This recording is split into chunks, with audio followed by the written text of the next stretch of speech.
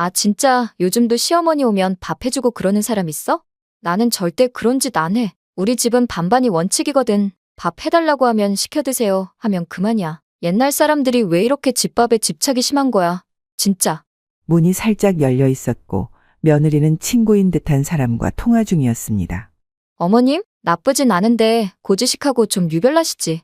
그냥 주면 주는 거지. 뭘 그렇게 생색을 내셔. 아들이 결혼할 때 해준 순금 반지와 직접 고른 이불 한 채. 그건 선물이 아니라 정성과 진심이었습니다. 내가 직접 해준 것들을 유세라고 비아냥거리는 목소리. 그건 참을 수 없었습니다. 저거 한번 크게 망신을 줘야겠구나. 지난 봄에 있었던 일인데 아직도 가끔 생각하면 웃음이 나오면서도 많은 생각이 드는 경험이었습니다. 저는 올해 65된 평범한 어머니입니다. 저는 혼자 경기도 외곽에서 조용히 살고 있고 아들은 결혼해서 서울에 살고 있습니다.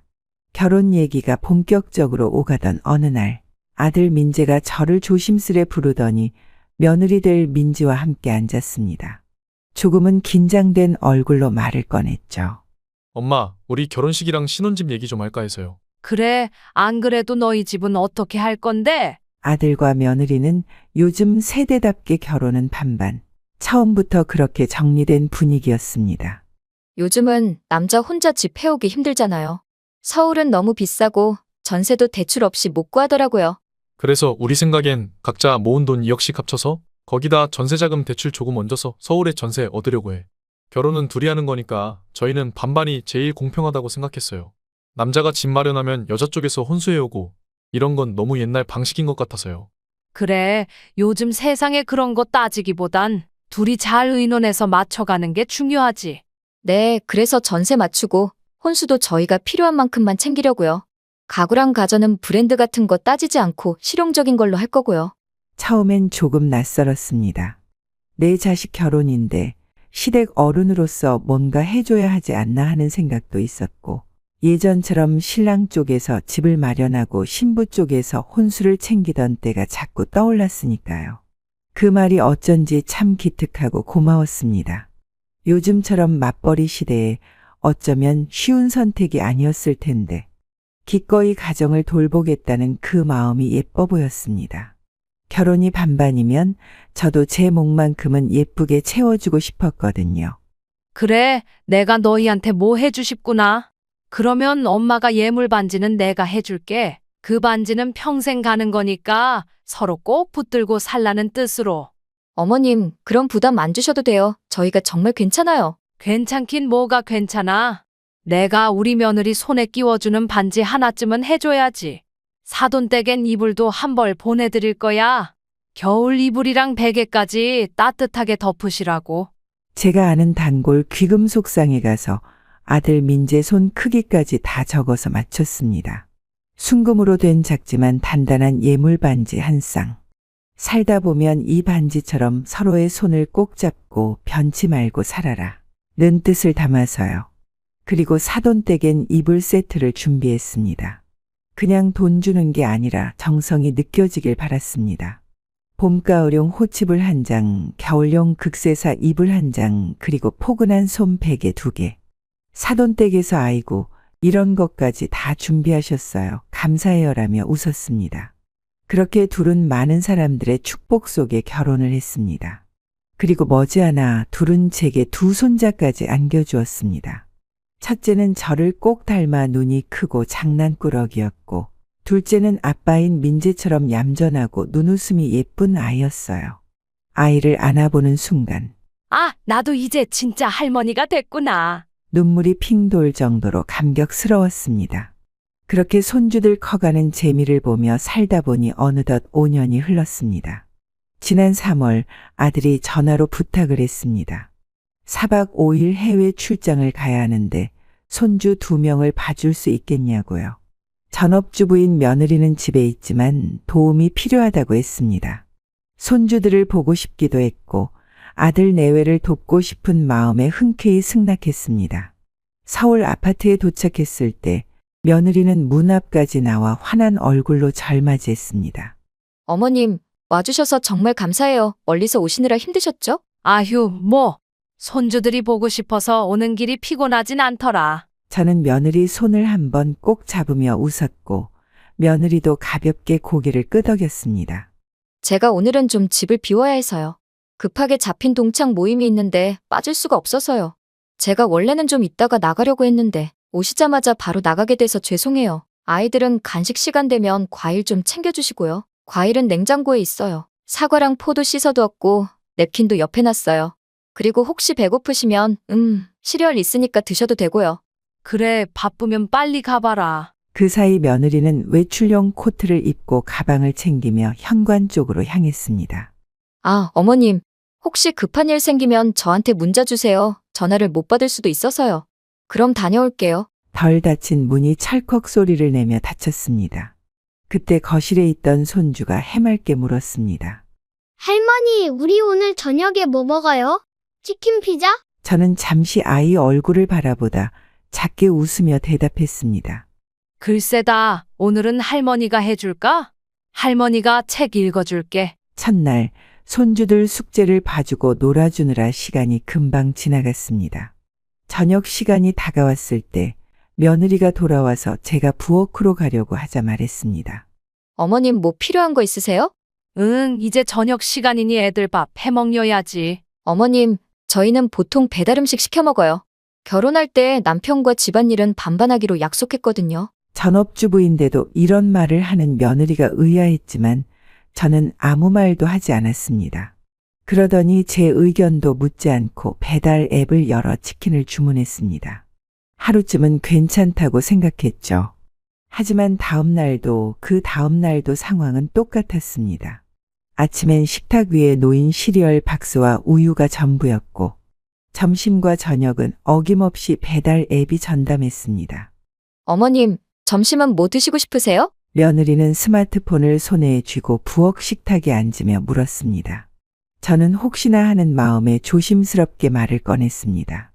어제는 분식 먹었으니까 오늘은 집에서 밥 좀 해먹는 게 어때? 며느리는 휴대폰 화면에서 눈도 떼지 않은 채 대답했습니다. 에이, 어머님, 요즘은 다들 이렇게 살아요. 배달 음식 종류도 워낙 다양하잖아요? 오히려 해먹는 게 귀찮죠. 아무리 그래도 애들 먹는 건데 배달만 시켜 먹는 건 좀 그렇지 않니? 제가 조심스레 덧붙이자 며느리는 눈썹을 살짝 치켜 올리며 웃었습니다. 요즘 아이들 입맛은요, 오히려 배달 음식에 맞춰져 있어요. 요리도 아무나 하는 게 아니고요. 저는 불 앞에 오래 있는 거 잘 못해요. 뭐, 라면이나 계란 후라이 정도는 할 수 있는데, 그래도 맛은 없어요. 하, 예전에는 말이지 밥에 된장국만 있어도 그게 최고였는데 아이들이 자꾸 짜고 기름진 음식만 먹으면 건강이. 요즘은 그 정도 짠맛 안 하면 애들이 잘 안 먹어요. 저는 그제서야 며칠 전 들었던 며느리의 반반 결혼 이야기가 다시 떠올랐습니다. 근데 민지야, 너 지금 전업주부잖니? 집에 있는 시간도 많고 아이들이 어리니까 가끔은 집밥도 해줘야지.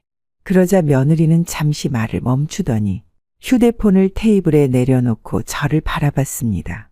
어머님, 저도요. 하루 종일 애들 챙기고 전업주부라고 시간이 남아도는 건 아니에요.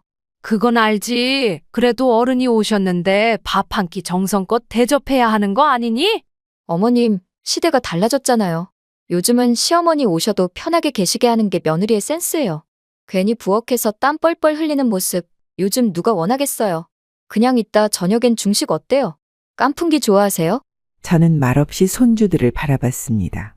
소파에 앉아 핸드폰 게임을 하고 있는 아이들, 그리고 아침부터 계속 배달 봉투로 채워지는 음식물 쓰레기통. 가슴 한켠에서 묘한 씁쓸함이 올라왔습니다. 그날 점심은 짬뽕과 탕수육이었고 저녁은 또다시 프랜차이즈 치킨이었습니다. 부엌은 거의 사용한 흔적이 없었고 냉장고에는 우유와 과일, 몇 가지 간식거리만 있었습니다. 전업주부라면 집안일과 식사 준비가 주요 역할인데 손주들이 배고프다고 하면 냉동 만두를 데워주거나 라면을 끓여주는 정도가 전부였습니다. 하루 종일 집에 있으면서도 정작 집안일은 하지 않는 것 같았습니다. 매일 밤 며느리는 소파에 앉아 핸드폰을 보거나 TV를 보며 시간을 보냈습니다. 설거지도 하지 않았고 바닥도 치우지 않았습니다. 처음에는 이해하려 했지만 시간이 지날수록 불편함은 커져갔습니다. 집에서 온종일 시간을 보내는 사람이 왜 이렇게 집안일에 소홀한지 이해할 수 없었습니다. 제가 젊었을 때를 생각해보면 아무리 바빠도 시부모님이 오시면 정성껏 대접했습니다. 물론 시대가 변했고 젊은 세대의 생활 방식을 존중해야 한다는 것도 알고 있습니다. 하지만 기본적인 예의와 정성까지 사라져야 하는 걸까요? 셋째 날 드디어 제 인내심이 한계에 다다랐습니다. 오후 늦게 봉사활동에서 돌아온 며느리가 또다시 배달 앱을 열자 저는 더 이상 참을 수 없었습니다. 민지야, 너는 집에서 대체 뭐 하는 거니? 며느리가 놀란 표정으로 저를 쳐다보았습니다. 무슨 말씀이세요, 어머님? 사흘 내내 지켜봤어. 집에 있을 때도 아이들 숙제는커녕 밥 한 끼 제대로 차려주는 걸 못 봤어. 며느리의 얼굴이 굳었습니다. 요즘은 다들 이렇게 살아요. 어머님 세대와는 달라요. 달라도 너무 다르구나. 애들 밥도 그렇고 그럼 내 남편 밥도 안 차려주니? 우리 아들이 밖에서 힘들게 일하고 왔는데 밥이랑 국 정도는 챙겨줘야지. 그렇게 매일 배달 음식 시켜 먹이는 가정주부가 어디 있어? 쌓였던 감정이 홍수처럼 쏟아져 나왔습니다. 며느리의 눈에 눈물이 고였지만 저는 멈출 수 없었습니다. 나 때는 시어머니 오시면 정성껏 대접하는 게 며느리 도리였어. 너는 전업주부면서 나보고 배달 음식이나 시키라고? 내가 여기 왜 왔는지 생각해봐. 너를 돕기 위해서 온 거야. 그런데 도움은커녕 내가 너의 집안일까지 다 하고 있잖아. 잠시 침묵이 흘렀습니다. 며느리는 입술을 깨물며 말했습니다. 저도 나름대로 바빠요. 학부모 모임도 있고 봉사활동도 있고. 그래, 내가 하는 일들이 중요하지. 하지만 가정이 더 중요하지 않니? 아이들, 남편, 그리고 이 가정이? 요즘은 여자들도 자기 시간과 공간이 필요해요. 옛날처럼 희생만 하고 살 수는 없어요. 그럼 왜 전업주부를 선택한 거야? 네가 직장 다니면서 바쁘다면 이해라도 하지. 그러자 며느리 민지는 깊은 한숨을 쉬며 소파에 등을 기대고 팔짱을 꼈습니다. 어머님, 저희 결혼도 반반으로 했잖아요. 청소랑 분리수거는 남편이 하고 저는 빨래랑 육아를 해요. 사실 애 둘 돌보는 게 훨씬 힘든 거 아시죠? 하지만 남편은 직장 다니니까 저희는 이 정도면 반반이라고 합의 본 거예요. 민지는 마치 세상 누구보다도 당당하다는 표정으로 말을 이어갔습니다. 예전처럼 남자가 집이라도 해왔으면 모를까. 저도 제 돈 다 털어서 전세 맞췄고 혼수도 저희가 알아서 했고요. 그래서 저 더 이상 희생하고 싶진 않아요. 밥 한 번 하려면요? 애들 둘 챙겨서 마트 가야죠? 카트 밀고 재료 사서 집에 와서 정리하고 손질하고 요리하고 먹고 나면 또 설거지해야죠. 하루가 다 가요. 그게 어머님 마음에 안 드실 수는 있지만 솔직히 너무 고지식하신 거 아니에요? 민지는 불쾌한 듯 입술을 삐죽 내밀며 휴대폰을 들여다봤습니다. 그날 밤이었습니다. 아이들을 재워놓고 잠시 방에서 쉬려던 저는 거실에서 들려오는 며느리의 통화 소리에 발걸음을 멈췄습니다. 문이 살짝 열려 있었고 며느리는 친구인 듯한 사람과 통화 중이었습니다. 무심코 듣게 된 말은 그동안 제가 참고 넘겼던 것들을 한순간에 터뜨려 버렸습니다. 아, 진짜 요즘도 시어머니 오면 밥 해주고 그러는 사람 있어? 나는 절대 그런 짓 안 해. 우리 집은 반반이 원칙이거든. 밥 해달라고 하면 시켜 드세요 하면 그만이야. 옛날 사람들은 집밥을 왜 이렇게 좋아하는 거야, 진짜. 그렇게 먹고 싶으면 집에 가서 실컷 먹지. 그 말에 저는 차가운 물을 끼얹은 것처럼 서 있던 자리에 굳어버렸습니다. 그리고 이어진 말. 어머님? 나쁘진 않은데 고지식하고 좀 유별나시지. 반지도 하나 해주시고 이불도 보내셨는데 그걸 아직도 유세처럼 말하시더라니까? 그냥 주면 주는 거지. 뭘 그렇게 생색을 내셔. 그 순간 제 가슴 어딘가에서 뚝 소리가 났습니다. 순금 반지와 직접 고른 이불 한 채. 그건 선물이 아니라 정성과 진심이었습니다. 그 마음을 유세라 부르고 고지식하다고 비웃는 말은 참을 수 없었습니다. 다음 날 아침 저는 단 한마디 말도 하지 않은 채 짐을 쌌습니다. 이건 아니다.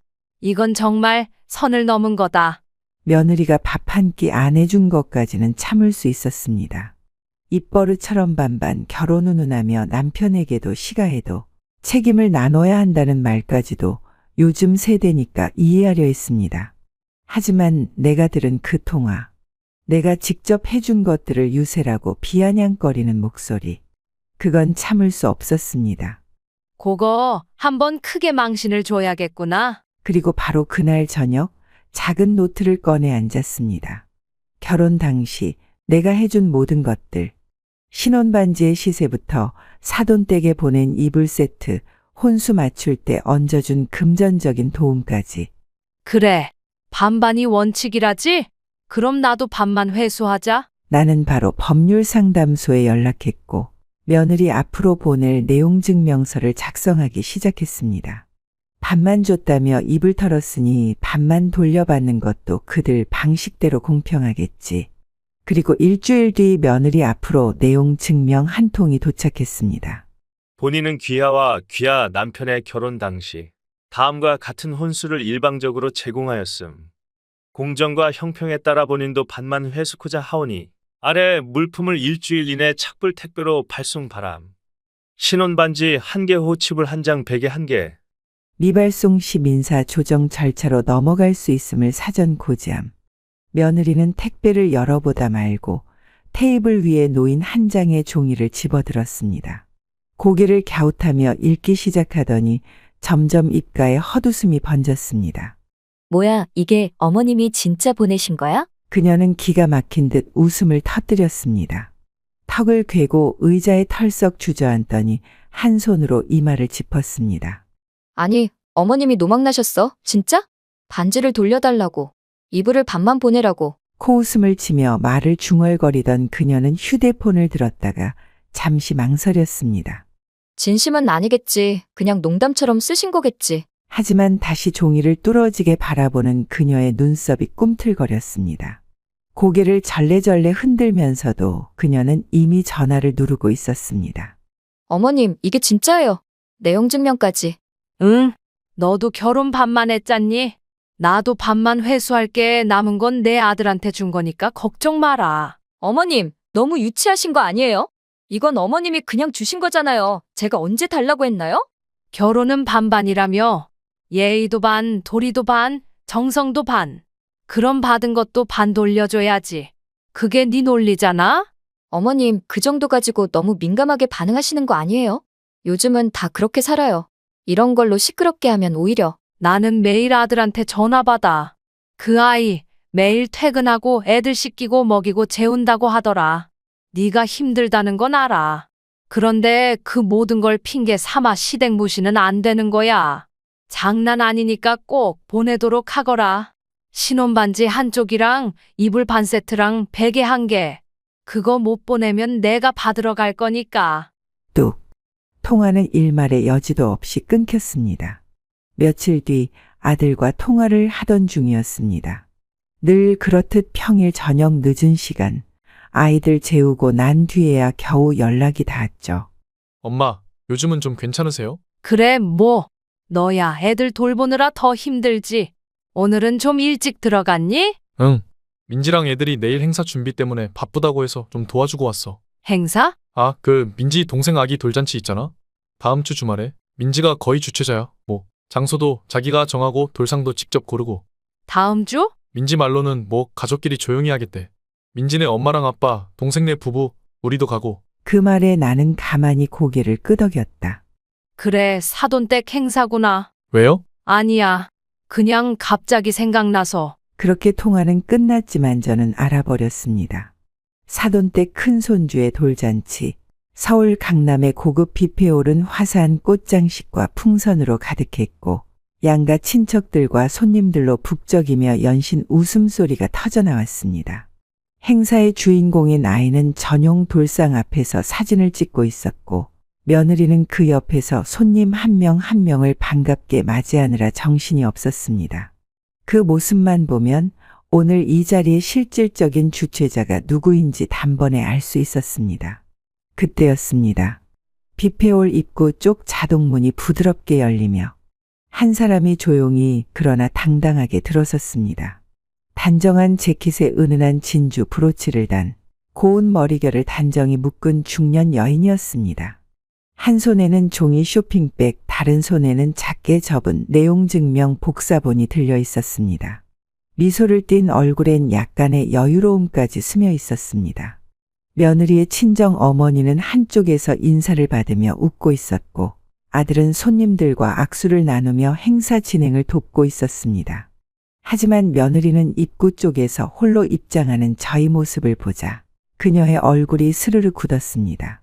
고정된 눈, 얼어붙은 입꼬리, 식은땀이 송골송골 맺히는 이마였습니다.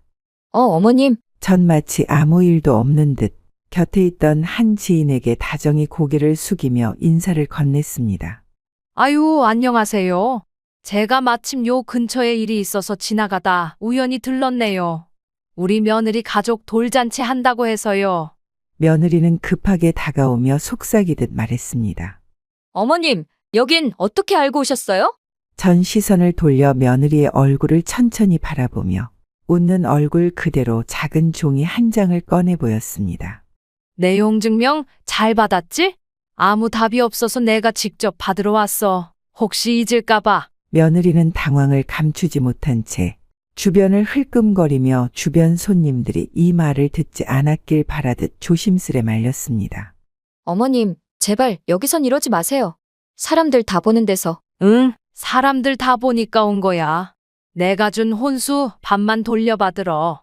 그 순간 며느리의 친정 어머니가 다가와 어색하게 웃었습니다. 아휴, 조 여사님 여기까지 오셨네요. 어쩐 일이세요? 제가 뭐 딱히 일부러 온 건 아니고요. 그냥 근처에 일이 있어서 잠깐 들른 거예요.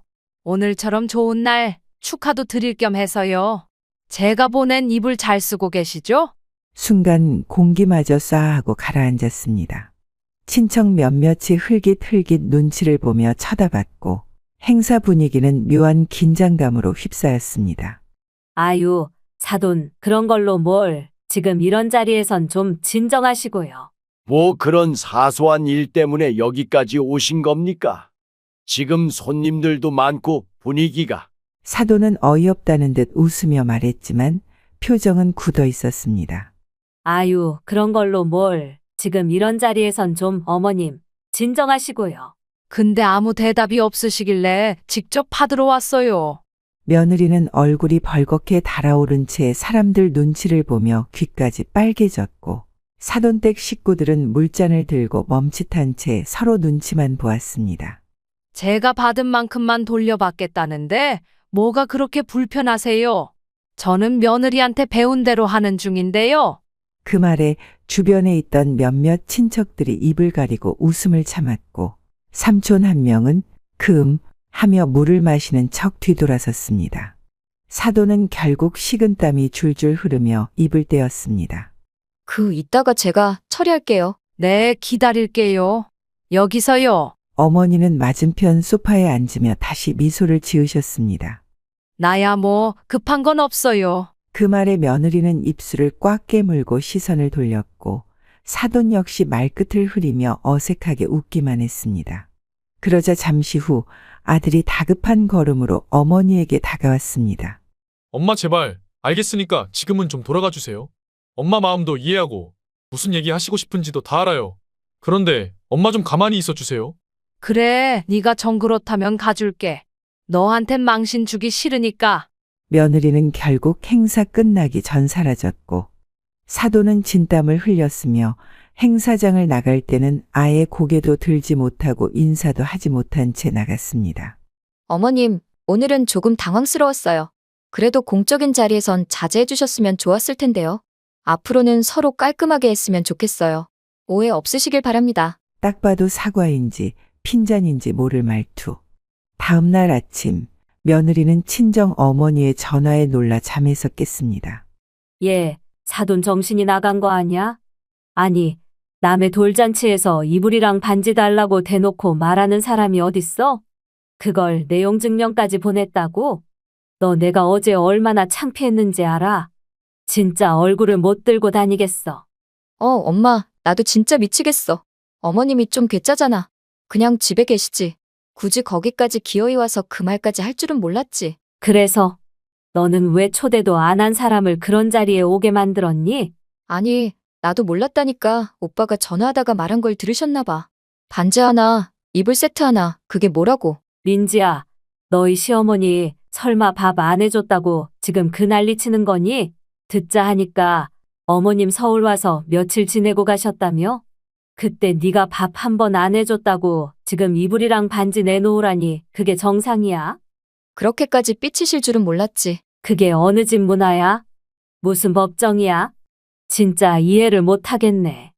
그러니까 차라리 전화 한 통을 하시든가 문자라도 주시든가. 왜 꼭 사람 많은 데서 창피를 줘야 속이 시원하신 건지. 며느리는 서운한 마음에 남편에게 얘기했습니다. 그러자 남편도 냉정하게 말했습니다. 너 어머니한테 문자 보냈다며. 반반이니 어쩌니 그 말투 아직도 못 고쳤어? 난 그냥 정확히 하자는 뜻으로. 그게 정확한 게 아니라 오만한 거야. 솔직히 말해봐. 그동안 우리 엄마 오셨을 때 대접 제대로 한 적 있어? 삼시세끼 배달에 애 맡기고 소파에 누워 폰질이나 하면서. 반반이 그렇게 좋으면 내가 받은 것만큼은 돌려줘야 하는 거 아니야? 진짜 당신까지 왜 그래? 그래 우리 엄마도 좀 극단적으로 나오셨어. 하지만 넌 왜 매번 그렇게 말투가 건방지냐? 건방지다니? 나 그냥 정확하게 말한 거라고. 반반이니 뭐니 그 말투. 엄마는 무시당한 느낌 받았겠지.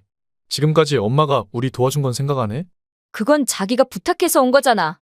내가 밥 안 해준 건 맞지만 그게 그렇게 잘못이야? 그럼 우리 어머니가 평소에 반찬도 보내주시고 너 산후조리원 갔다 와서 몇 달 동안 같이 애 봐주신 건 왜 당연하게 받은 건데. 그때 장모님은 허리 아프다고 애들 봐주지도 않으셨어. 근데 우리 엄마는 말 한마디 없이 와서 아기 기저귀도 갈아주고 밤에 일어나서 울면 너 대신 안아주셨잖아. 민지는 입을 꼭 다물었습니다. 남편의 말이 끝나지 않았습니다. 넌 그걸 당연하게 여겨. 당신은 늘 반반이라면서 왜 받은 건 반반 이상이고 줄 땐 계산적으로 굴어? 말이라도 좀 곱게 하지. 민지야, 나니까 이렇게 말하는 거야. 다른 사람이었으면 벌써 등 돌렸어. 며느리는 말을 잇지 못했습니다. 눈가에 눈물이 맺혔지만 그날의 장면들이 생생하게 떠올랐습니다.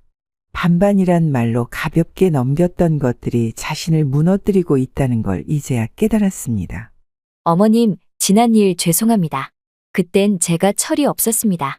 늦었지만 용서해 주세요. 앞으로는 제대로 뵙고 인사드리겠습니다. 며느리가 보낸 문자였습니다. 그래, 반이라도 진심이면 그걸로 됐지.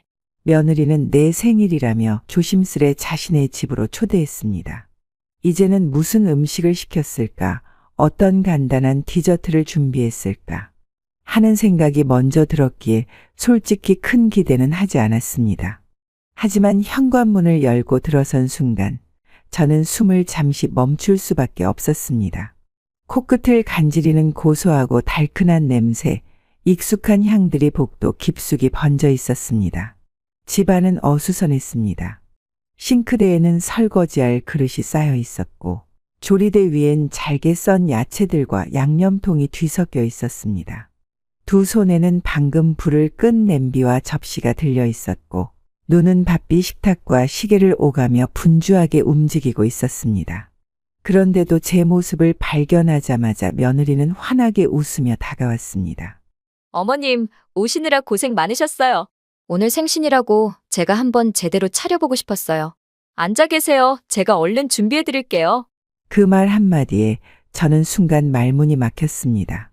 식탁 위에는 금세라도 먹음직스럽게 담길 준비가 된 반찬들이 놓여 있었습니다. 윤기가 자르르 흐르는 갈비찜, 당면과 채소가 알맞게 섞인 잡채, 그리고 보글보글 끓고 있는 미역국까지. 모두 제가 익히 알던 그러나 한동안 받아보지 못했던 정성의 흔적이었습니다. 비록 주방은 엉망이었지만 그 어지러운 공간 속에서 손을 놀리던 며느리의 모습은 어느 고운 생일 꽃보다도 더 따뜻하고 눈부셨습니다. 어머, 이거 다 언제 준비한 거니? 잡채도 직접 한 거야? 이 갈비찜은 양념까지 다 한 거니? 세상에, 미역국까지. 며느리는 쑥스러운 듯 머리를 뒤로 넘기며 조용히 웃었습니다. 입술에 묻은 간장 자국을 급히 닦으며 고개를 숙였습니다. 좀 힘들긴 했어요. 잡채가 생각보다 재료 손질하는데 손이 많이 가더라고요. 갈비도 한번 태울 뻔했고요. 사실 저 이런 거 처음 해보는 거예요. 인터넷에서 레시피 보면서 따라했는데 생각보다 시간이 훨씬 오래 걸렸어요. 그녀는 식탁 반대편 의자에 앉으며 제 눈을 조심스럽게 마주쳤습니다. 제가 어머님께 죄송한 게 좀 있어요. 그동안 저희한테 많이 신경 써주시고 명절에도 항상 음식 챙겨주시고 저희 부부 사이도 조심스레 배려해주시고. 근데 저는 그런 어머님 마음을 잘 못 받아들이고 좀 무심하게 대했던 것 같아요. 그 말에 저는 순간 가슴이 뭉클해졌습니다. 저도 솔직히 처음엔 이해 못했어요. 그런데 지나고 보니까 어머님도 서운하셨을 만하더라고요. 제가 너무 일방적으로 생각했더라고요. 요즘 시대엔 다 이렇게 하잖아 그런 식으로요. 그동안 못해드린 거 조금이라도 갚고 싶었어요. 나는 그 말을 듣고 가슴이 찡해졌습니다. 그동안 미운 마음, 서운했던 기억들이 스르르 풀리는 것 같았습니다. 민지야, 이렇게 정성껏 준비해줘서 고맙구나. 그 말에 며느리는 머쓱하게 웃으며 고개를 숙였습니다. 어머님 맛있게만 드시면 돼요. 나는 며느리가 떠준 미역국을 한 숟가락 떠올렸습니다. 그때였습니다. 엄마, 나왔어. 차가 너무 막혀서 늦었어. 냄새 뭐야? 잡채야? 아들은 거실로 들어서자마자 눈을 크게 뜨고는 주방을 둘러보았습니다. 그리고는 식탁 가득 차려진 상을 보곤 믿기지 않는다는 듯 웃음을 터뜨렸습니다. 와, 이게 다 뭐야? 이거 민지가 한 거야? 진짜? 응, 어머님 생신이니까 내가 해봤어. 대박이네. 우리 엄마 생일상 이렇게 정성껏 차려드린 거 처음 아니야? 아들은 놀란 얼굴로 나를 바라보더니 살짝 농담조로 말을 덧붙였습니다. 엄마, 감동하셔야겠어요. 며느리가 생신상까지 차렸으니까. 며느리는 환하게 웃었고 아들은 앞치마를 벗겨주며 그녀의 등을 토닥였습니다. 식탁에 둘러앉은 우리는 잡채와 갈비찜, 미역국을 천천히 나눠 먹었습니다. 서툴지만 정성 가득한 음식은 입안에서 부드럽게 퍼졌고 세 사람의 대화와 웃음소리는 조용한 주방을 따뜻하게 채워갔습니다. 그리고 몇 년 후 아들은 좋은 여자와 만나 결혼을 하겠다고 했습니다. 엄마, 이번에 만나는 사람이랑 결혼하고 싶어요. 그래? 그 아가씨는 어떤 사람이니? 엄마도 좋아하실 거야. 정말 착하고 생각도 깊고 무엇보다 엄마를 꼭 뵙고 싶다고 했어요. 김 씨는 순간 가슴이 두근거렸습니다. 그토록 애지중지 키운 아들이 드디어 가정을 꾸린다니 기쁘면서도 한편으로는 뭔가 벅찬 감정이 밀려왔습니다. 그래서 김 씨는 기꺼이 자신의 아파트까지 내어주기로 했습니다. 결혼을 앞둔 어느 날 김 씨는 아들과 예비 며느리를 집으로 초대했습니다. 거실 탁자 위에는 미리 준비한 따뜻한 차와 과일이 놓여 있었고 김 씨는 한껏 상기된 얼굴로 아들과 예비 며느리를 맞았습니다. 엄마, 오늘 이렇게 따로 부르신 이유가 뭐예요? 아들은 궁금하다는 듯 물었고 예비 며느리도 옆에서 조심스레 김 씨를 바라보았습니다. 김 씨는 미소를 지으며 두 사람을 바라보다가 조용히 입을 열었습니다. 우리 아들 그리고 며느리 될 사람이 이제 새 가정을 꾸리는데 엄마가 가만히 있을 수 없지 않겠니? 두 사람은 의아한 표정을 지으며 김 씨의 말을 기다렸습니다. 그래서 말인데 너희가 신혼을 시작할 곳을 내가 미리 준비해뒀단다. 아들과 예비 며느리는 순간 김 씨를 멍하니 바라보았습니다. 네? 엄마, 그게 무슨 말씀이세요? 정말요, 어머님. 엄마가 작은 신축 아파트를 하나 마련해 두었어. 이제 너희가 새 출발을 해야 하니 더 넓고 깨끗한 곳에서 시작하는 게 좋을 것 같더구나. 오늘 가서 같이 한번 둘러보자꾸나. 예비 며느리는 깜짝 놀라며 눈을 크게 떴습니다. 어머님, 정말요? 저희한테 집까지 준비해 주신 거예요? 예비 며느리는 그 자리에서 벌떡 일어나 김 씨의 팔을 살포시 잡으며 눈을 반짝였습니다. 어머님, 저는 정말 어머님 같은 시어머니를 만나게 된 게 행운이에요. 이렇게까지 신경 써주시다니 너무 감동이에요. 그녀는 김 씨의 팔에 꼭 붙어 애교 섞인 목소리로 말을 이어갔습니다. 이윽고 세 사람은 차를 타고 새 아파트로 이동했습니다. 신축 아파트 단지에 도착하자 깨끗하게 정돈된 단지와 반짝이는 건물 외관이 눈에 들어왔습니다. 김 씨가 문을 열고 안으로 들어서자 아들과 예비 며느리는 감탄하며 집안을 둘러보았습니다. 거실은 널찍했고 커다란 창문으로 햇살이 가득 들어오고 있었습니다. 주방은 최신식으로 깔끔하게 정리되어 있었고 방마다 하얀 벽지가 새 것처럼 빛났습니다. 엄마, 여기 진짜 너무 좋아요. 아들은 감탄하며 집안을 돌아다녔습니다. 예비 며느리는 더더욱 감격한 듯 두 손을 모아 입을 가린 채 김 씨를 바라보았습니다. 어머님이 이렇게까지 챙겨주시니까 저 정말 더 잘해야겠어요. 앞으로 어머님이 뭐 필요하신 거 있으시면 저한테 꼭 말씀하세요. 김 씨는 웃으며 그녀를 바라보았습니다. 그래, 그렇게 말해주니 마음이 놓이는구나. 우리 아들 잘 부탁한다. 아들도 감격한 표정으로 어머니를 바라보며 고개를 끄덕였습니다. 엄마, 정말 감사합니다. 엄마 덕분에 좋은 곳에서 시작할 수 있게 됐어요. 세 사람은 그렇게 행복한 미소를 지으며 아파트를 둘러보았습니다. 이 순간만큼은 모든 것이 완벽해 보였습니다. 김 씨는 어느 날 오랜만에 아들과 며느리의 집을 방문하기로 했습니다. 결혼 후 두 사람이 어떻게 살아가고 있는지 궁금하기도 했고, 새 집을 마련해 준 만큼 잘 정착했는지 보고 싶은 마음도 컸습니다.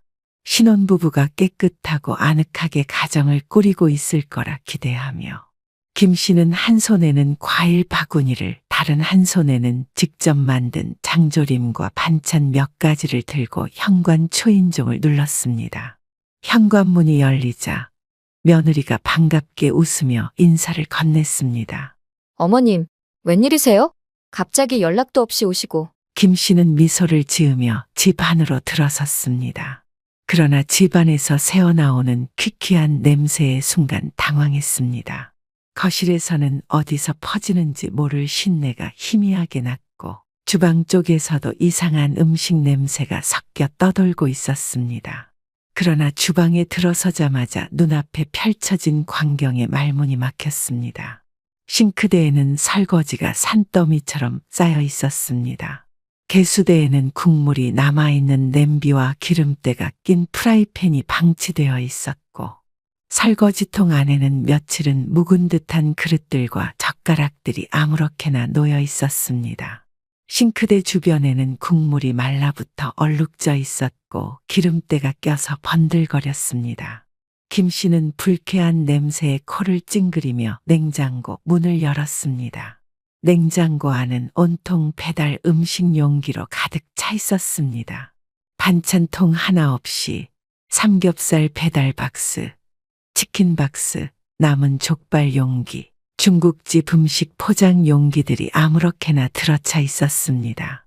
심지어 어떤 것은 뚜껑도 닫히지 않은 채 음식물이 삐져나와 있었습니다.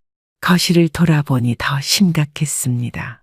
소파 위에는 며칠치 빨래로 보이는 옷가지들이 널브러져 있었고, 바닥에는 먼지가 쌓여 있고, 머리카락이 군데군데 뭉쳐 있었습니다. 김 씨는 당황한 표정으로 며느리를 바라보았습니다. 이게 다 뭐니? 집안일을 언제 했던 거야? 이렇게 어질러져 있으면 어떻게 살아? 그러나 며느리는 전혀 미안해하는 기색도 없이 태연하게 말했습니다. 어머님, 요즘은 다 이렇게 살아요. 누가 집에서 밥 해먹고 설거지하고 그래요? 그냥 시켜 먹으면 되죠. 그래도 너는 가정주부인데 조금은 신경 써야지. 여기가 돼지우리야? 어머님, 집에서 밥 해 드세요? 요즘은 다 배달이나 밀키트 사 먹는 시대잖아요. 차라리 돈 주고 편하게 먹는 게 낫죠. 김 씨는 말문이 막혔습니다. 요즘 젊은 사람들이 배달 음식을 많이 시켜 먹는다는 건 알고 있었지만, 그래도 기본적인 정리와 살림은 해야 하지 않겠냐는 생각이 들었습니다. 그렇게 계속 시켜 먹으면 돈도 많이 들지 않니? 몸도 상하고. 그러나 며느리는 오히려 뻔뻔한 얼굴로 말했습니다. 저희는 저희 방식대로 살고 있어요. 누가 집에서 요리하고 살림하나요? 김 씨는 가슴이 턱 막혀오는 기분이 들었습니다. 자신이 마련해준 집에서 아들이 이렇게 살아간다니 도저히 이해가 되지 않았습니다. 그러나 며느리는 그 말에도 피식 웃으며 어이없는 말을 던졌습니다. 어머님, 뭐 드시고 싶은 거 있으세요? 배달 시켜드릴까요? 김 씨는 어처구니가 없어서 말이 나오지 않았습니다. 며느리는 마치 이게 뭐가 문제냐는 듯 휴대폰을 집어들고 배달 앱을 켰습니다.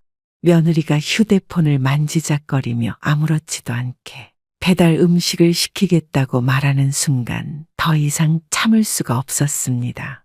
가정주부라는 애가 이렇게까지 집안일을 안 하면 어떡하니? 며느리는 갑작스러운 김 씨의 말에 순간 당황한 표정을 지었습니다. 김 씨는 계속해서 말을 이어갔습니다. 넌 집에서 도대체 뭘 하는 거야? 우리 아들은 지금 밖에서 하루 종일 고생하고 있는데 설마 집 청소도 우리 아들이 하니? 며느리는 그제야 휴대폰을 내려놓고 김 씨를 빤히 바라보았습니다. 하지만 그녀의 표정에서는 죄송한 기색은커녕 억울하다는 듯한 태도가 더 강하게 드러났습니다. 남편 퇴근하면 남편이랑 같이 치울 때도 있고요. 빨래 같은 건 남편이 다 해줘요. 어머님, 그래도 저도 가끔 냉장고 청소도 하고 주말에는 청소기도 돌리고 할 거 다 해요. 그녀는 마치 자신이 굉장히 가정적인 사람이라도 되는 듯 당당하게 말을 했습니다. 김 씨는 순간 눈앞이 깜깜해졌습니다. 뭐라고? 그녀는 더 이상 참을 수 없었습니다. 그런데 왜 집안이 이 꼴이야? 어디가 깨끗하다는 거니? 이게 사람이 사는 집이야? 아니, 어머님, 요즘은 부부가 같이 집안이라는 시대예요.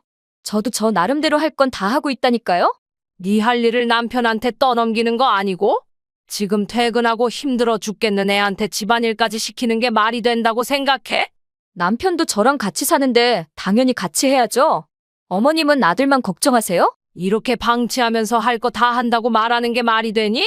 저희도 저희 방식대로 살아가고 있는 거라니까요.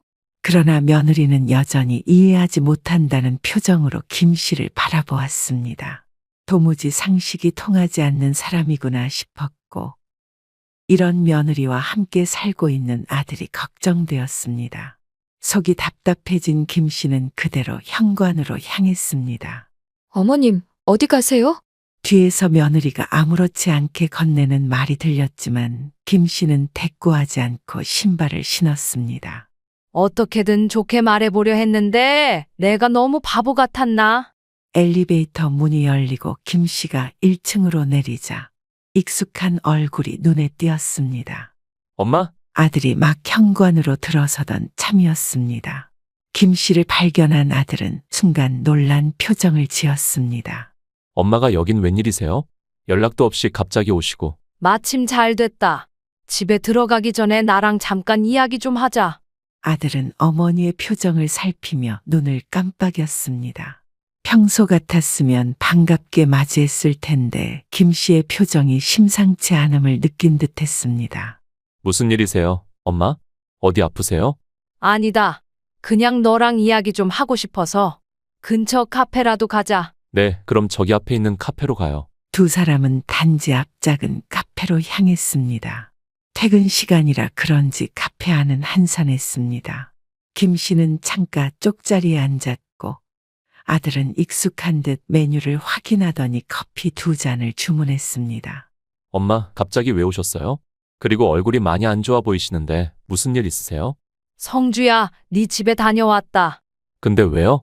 집사람이 뭐 잘못했어요? 그래, 며느리랑 이야기도 좀 나눴다. 엄마, 혹시 무슨 말씀 들으셨어요? 성주야, 와이프가 밥은 잘해주니? 어색하게 웃으며 머리를 극적이더니 결국 솔직한 마음을 털어놓았습니다.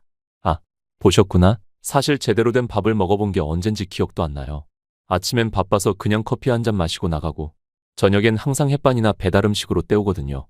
그냥 대충 먹다 보니 어느새 이렇게 됐어요. 한때 말랐던 얼굴선은 어느새 둥그러져 있었고 턱선도 흐릿해져 있었습니다. 몇 년 전만 해도 날렵했던 몸매였는데 요즘 들어배도 나오고 몸이 둔해 보였습니다. 그래서 요즘 살도 많이 찌고 속도 더부룩해요. 배달 음식이 기름진 게 많잖아요. 계속 먹다 보니까 속이 늘 불편해요. 얼마 전에 위가 아파서 병원도 갔어요.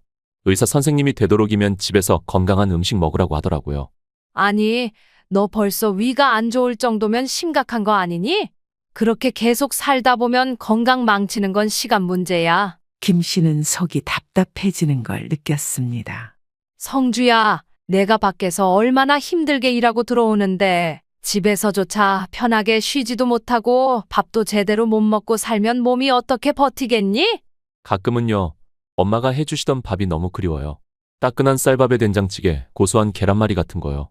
그런데 이제 그런 밥을 먹을 일이 없어요. 회사에서 점심도 대충 먹고 저녁도 배달이니까. 너 그렇게 살아서 되겠니? 남편이 하루 종일 일하고 돌아오면 따뜻한 밥 한 끼 정도는 해줄 수 있는 거 아니니? 요즘 세상은 엄마 때와는 다르잖아요. 집안일은 서로 나눠서 해야 한다는 게 당연한 분위기라서요.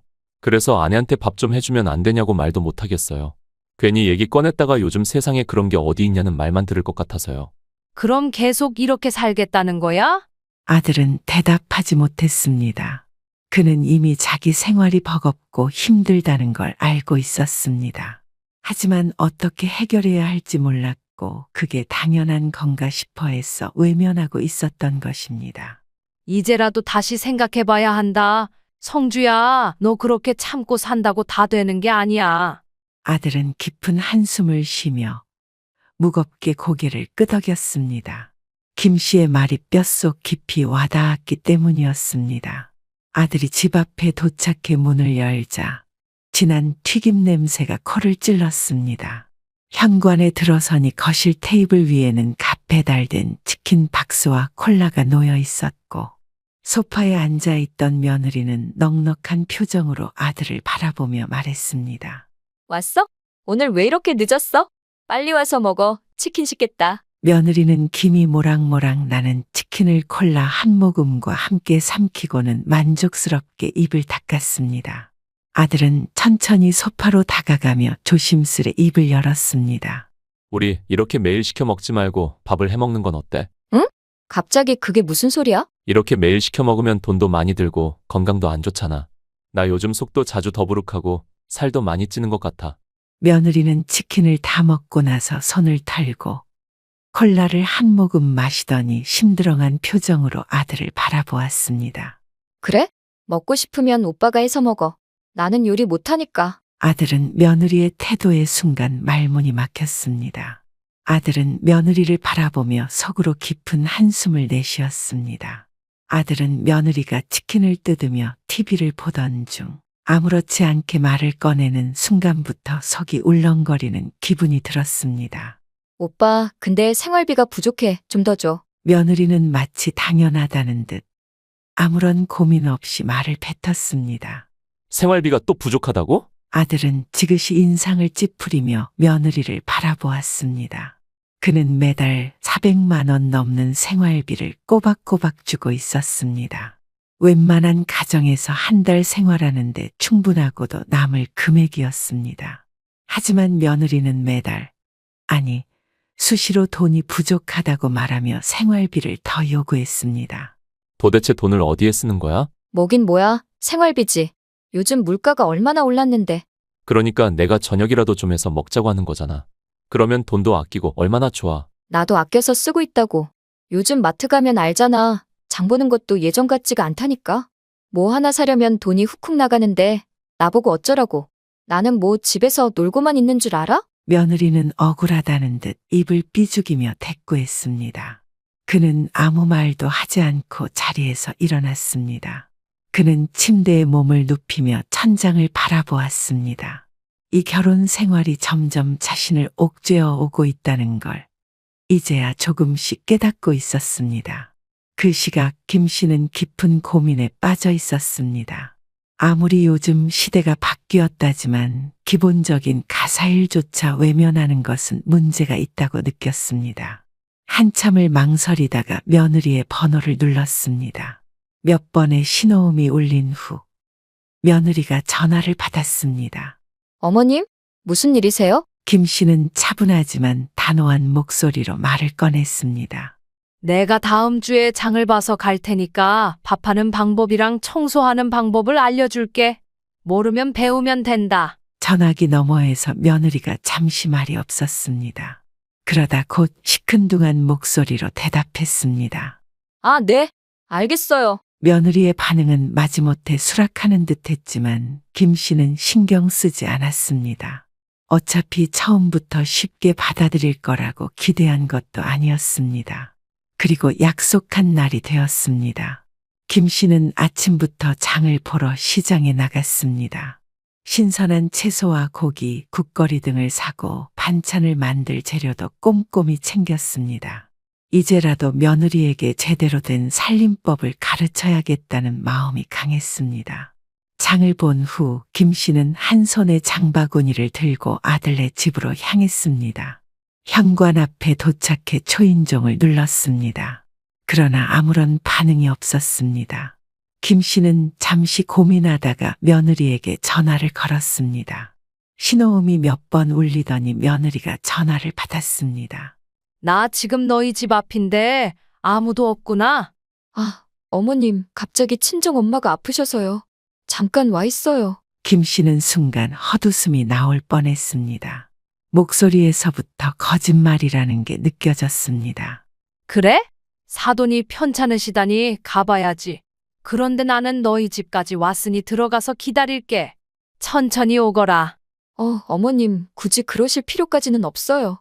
저 언제 갈지도 모르고요. 내일이 될 수도 있고. 괜찮다. 나는 다 늙은이가 급한 게 뭐가 있겠니? 나 신경 쓰지 말고 천천히 오거라. 김 씨는 한숨을 내쉬며 손에 든 장바구니를 단단히 쥐고 비밀번호를 눌렀습니다. 문이 열리자마자 집안에서 익숙한 냄새가 퍼졌습니다. 배달 음식이 쌓인 냄새, 환기가 제대로 되지 않아 텁텁한 공기, 그리고 여기저기 쌓여있는 먼지 냄새가 뒤섞여 있었습니다. 김 씨는 깊은 한숨을 내쉬며 장바구니를 식탁 위에 내려놓았습니다. 도대체 이 집은 언제쯤 사람 사는 집처럼 될까? 김 씨는 손을 걷어붙이고 냉장고 정리를 시작했습니다. 오래된 음식들을 하나씩 꺼내버리고 닦을 수 있는 부분은 깨끗이 닦았습니다. 남아있는 반찬통을 하나씩 정리하며 자신이 가져온 신선한 식재료들을 냉장고에 넣었습니다. 이렇게라도 정리해 놓으면 적어도 우리 아들이라도 제대로 된 밥 한 끼는 먹겠지. 김 씨는 그렇게 한참을 냉장고 정리에 몰두하다가 문득 아들의 옷을 정리해 주기로 마음먹었습니다. 김 씨는 양복을 집어들고 손으로 가볍게 털었습니다. 이것도 다려줘야겠다. 우리 성주가 출근할 때라도 제대로 된 옷을 입어야지. 김 씨는 다리미를 찾게 하기 위해 서랍장을 열었습니다. 그 순간 서랍 안쪽 밑바닥에 뭔가 낀 듯한 느낌이 들었습니다. 이게 뭐지? 김 씨는 손을 깊숙이 넣어 안쪽을 더듬었습니다. 그리고 얇은 종이 뭉치 같은 것이 손끝에 닿았습니다. 꺼내보니 그것은 다름 아닌 카드 명세서와 대출 내역서였습니다. 김 씨는 순간 이상한 기분이 들었습니다. 혹시나 하는 마음으로 종이를 하나씩 펼쳐보았습니다.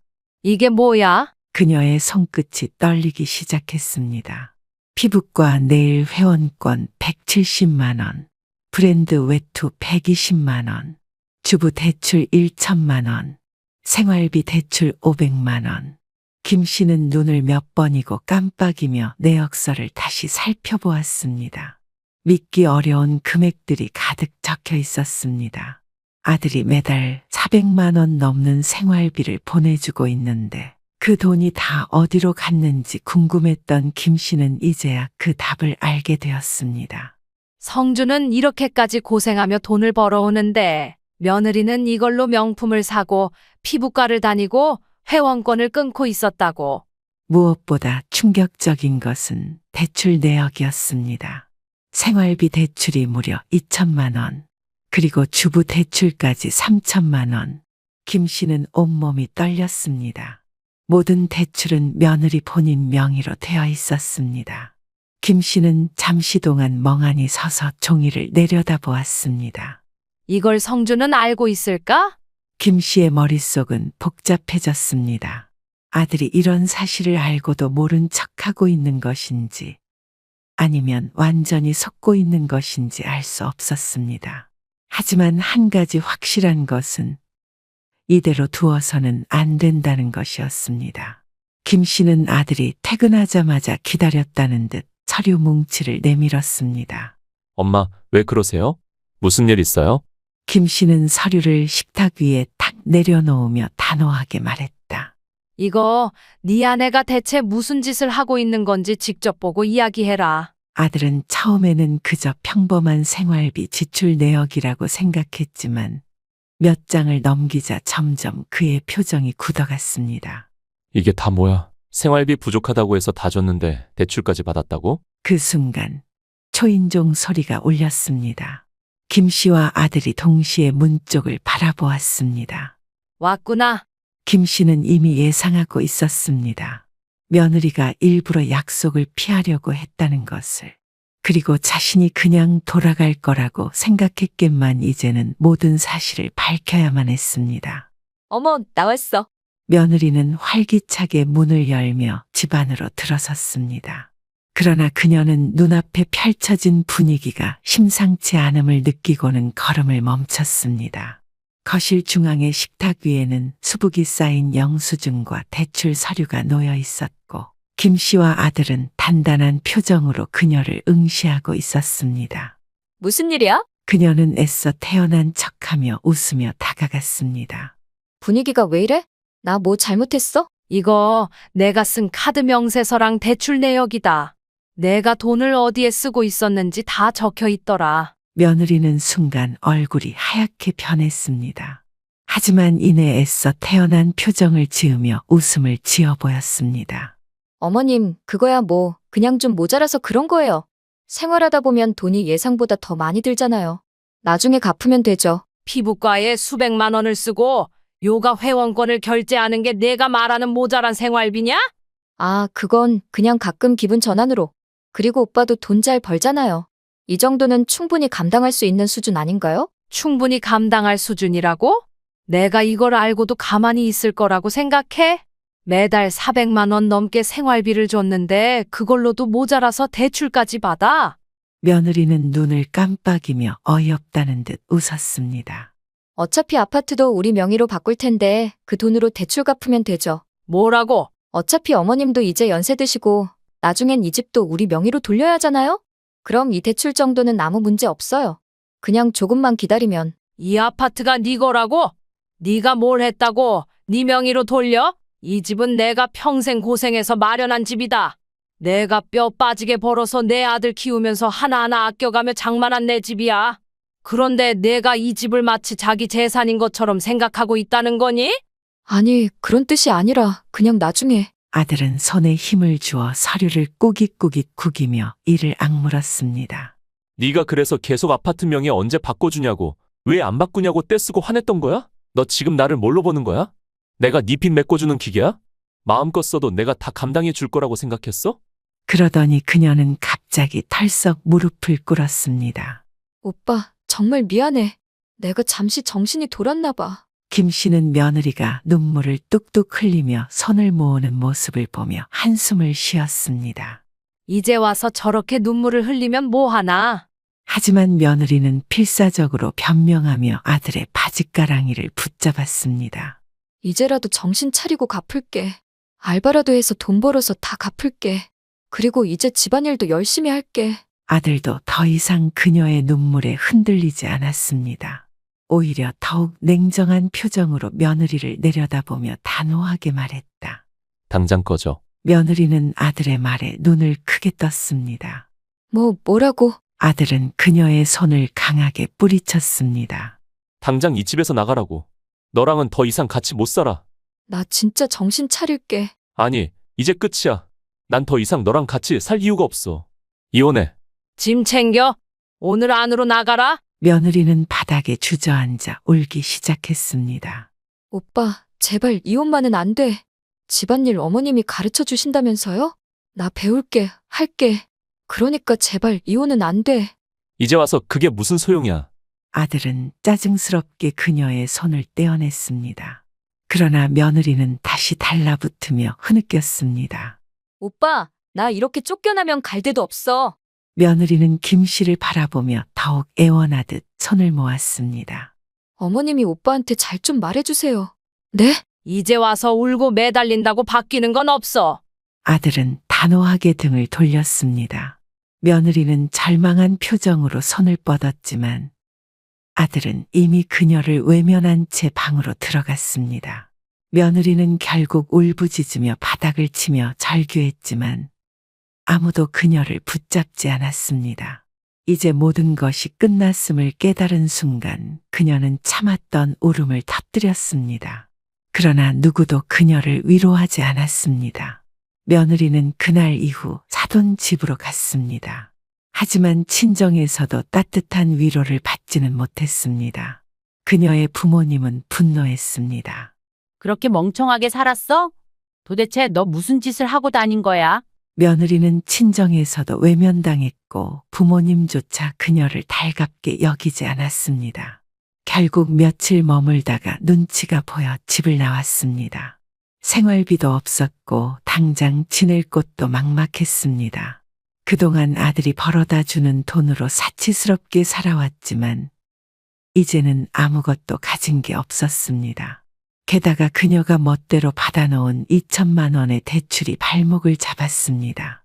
설마 이게 이렇게까지 될 줄은 몰랐는데. 그녀는 아무렇지 않게 돈을 쓰던 과거를 떠올렸습니다. 명품 가방을 사고 피부과에서 피부 관리를 받고 비싼 요가 학원을 다니던 시절이 너무나 멀게 느껴졌습니다. 이혼이 확정된 후 은행에서는 대출 상환 독촉 전화가 빗발쳤습니다. 고객님, 대출금이 연체되었습니다. 빨리 상환하셔야 합니다. 하지만 그녀에게는 변제할 능력이 없었습니다. 결국 몇 개월이 지나자 신용불량자로 전락했습니다. 며느리는 이제야 자신이 한 짓을 깨달았지만 너무 늦어버린 후였습니다. 그녀는 결국 가진 것 없이 세상에 홀로 남겨졌습니다. 아들은 이혼 후 한동안 힘든 시간을 보냈습니다. 마음의 상처가 컸고 배신감과 후회가 뒤섞여 쉽게 일상을 회복하지 못했습니다. 김 씨는 그런 아들을 조용히 지켜보며 스스로 상처를 극복할 수 있도록 옆에서 묵묵히 응원했습니다. 운동을 하면서 몸을 다시 가꿨고 일에도 몰두하며 스스로를 단단하게 만들어갔습니다. 그렇게 몇 년이 지나고 아들은 회사에서 좋은 인연을 만나게 되었습니다. 어머님, 처음 뵙겠습니다. 부족한 점이 많지만 앞으로 성주 씨와 행복하게 잘 살겠습니다. 그녀의 차분한 태도와 정성 어린 말투에서 김 씨는 진심이 느껴졌습니다. 그래, 우리 성주랑 잘 지내길 바란다. 내가 바라는 건 그것뿐이야. 그렇게 아들은 힘든 과거를 딛고 새로운 삶을 시작했습니다. 이것도 버리면 되겠네. 우리 엄마 반찬은 냄새난다고 쓰레기 취급했으니까 장모님이 보낸 것도 버리면 공평하잖아. 민지는 깜짝 놀라 그의 팔을 붙잡으며 울먹였습니다. 여보, 미쳤어? 그걸 왜 버려? 그건 우리 엄마가 보내준 거잖아. 왜? 장모님이 보낸 건 소중하고 우리 엄마가 만든 건 쓰레기냐? 누구 반찬이 더 귀하고 더 정성이 담겼는데? 반찬통이 하나둘 쓰레기 봉투로 들어가며 민지는 어찌할 바를 모르고 소리쳤습니다.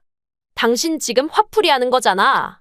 우리 엄마가 보낸 걸 왜 버리는데? 네가 그렇게 불편하면 친정에 가. 거기서 장모님이 해준 반찬만 먹고 살아.